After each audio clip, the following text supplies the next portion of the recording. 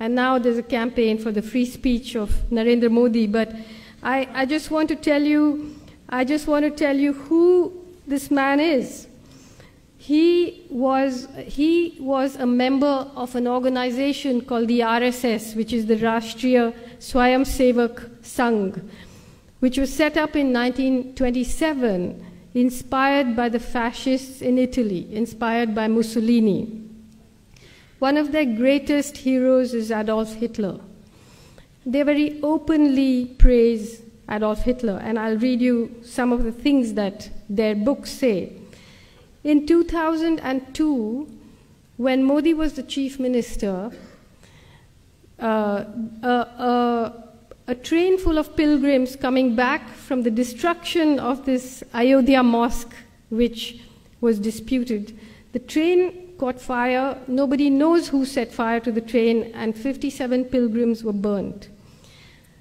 In reaction to that, under his watch, right-wing Hindu mobs went crazy in Gujarat.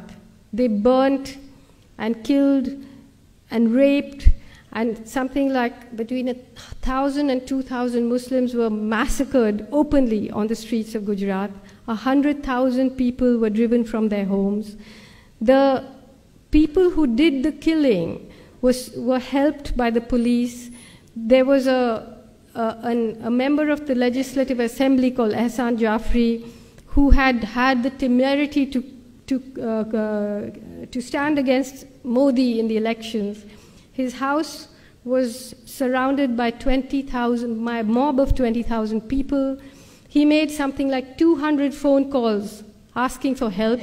The police vans came there and went away. They didn't do anything.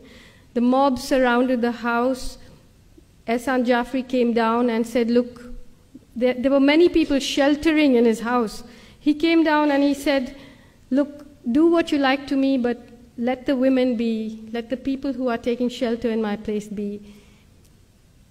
They cut off his arms, they cut off his legs, they dragged his body around the place, and then they killed all the people there. They raped the women and they burnt them alive. So, and Modi said, well, if there's an action, there'll be a reaction. And this man is now the front runner to be the Prime Minister of India. And I just want to read you some of the things that the organization to which he belongs say. These are some excerpts from a book called We or Our Nationhood Defined by M.S. Golwalkar, who succeeded Dr. Hedgewar as head of the RSS in 1940. Ever since that evil day when Muslims first landed in Hindustan, right up to the present moment, the Hindu nation has been gallantly fighting on to take on these despoilers. The race spirit has been awakening. In Hindustan, the land of Hindus, lives and should live the Hindu nation. All others are traitors and enemies to the national cause, or, to take a charitable view, idiots.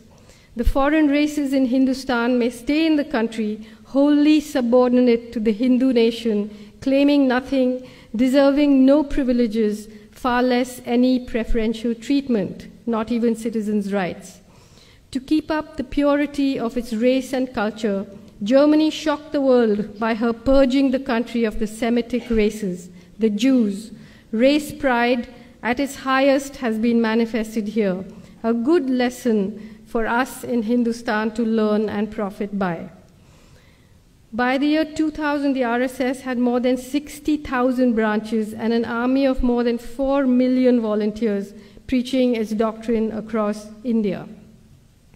Now, at the time when the pogrom against the Muslims happened in 2002, there was an outcry and people were shocked. But since then, Modi has won the elections 4 times.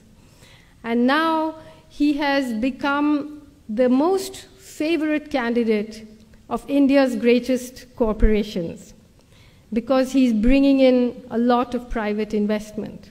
So if you bring in the money, then a little killing, a little raping, overseeing all of that is not such a bad thing. So you have a situation where this kind of open, I mean, we call them fascists because they call themselves fascists, meaning they, in their books, admire the fascists.